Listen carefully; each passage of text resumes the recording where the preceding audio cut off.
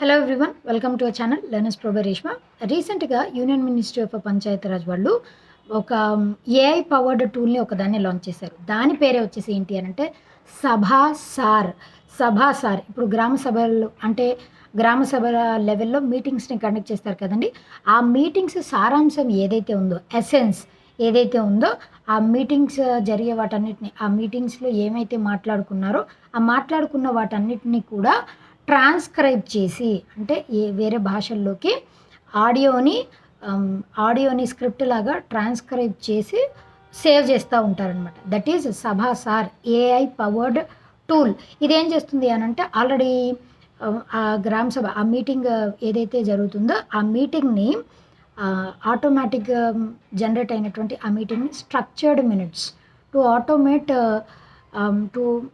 Automate generated structured minutes of Gram Sabha meeting ఏదైతే జరుగుతుందో ఆ మీటింగ్లో మాట్లాడుకున్నటువంటి ఆడియోని వాళ్ళు ఏం చేస్తారంటే స్క్రిప్ట్ లాగా, అంటే రిటర్న్ రికార్డ్ లాగా దానిని కన్వర్ట్ చేసి సేవ్ చేస్తారనమాట, డాక్యుమెంట్ లాగా. That is through the app SabhaSaar, that is AI powered tool.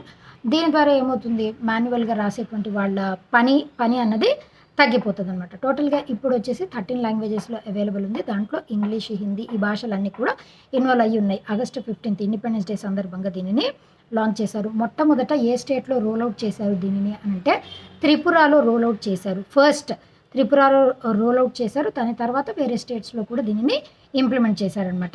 And దీనితో పాటుగా మీటింగ్స్ని కండక్ట్ చేయటానికి, అంటే ఆ మీటింగ్స్ కూడా ట్రాన్స్పరెంట్గా జరగటానికి, రియల్ టైంలో దానిని మానిటర్ చేయటానికి ఆ మీటింగ్స్ని ఇంకొక యాప్ని లాంచ్ చేశారు. దట్ ఈజ్ పంచాయత్ నిర్ణయ్ వేరు, సభాసార్ వేరు, ఆ రెండు వేరు అనమాట. దీని ద్వారా ఏంటి అని అంటే ఆ మీటింగ్స్ని డిజిటైజ్ చేసి కండక్ట్ చేయడం కోసం అని చెప్పేసి పంచాయత్ నిర్ణయ్ అన్నటువంటి దాన్ని ఇంట్రడ్యూస్ చేశారనమాట. This is all about this SabhaSaar AI power tool by union ministry of Panchayati Raj.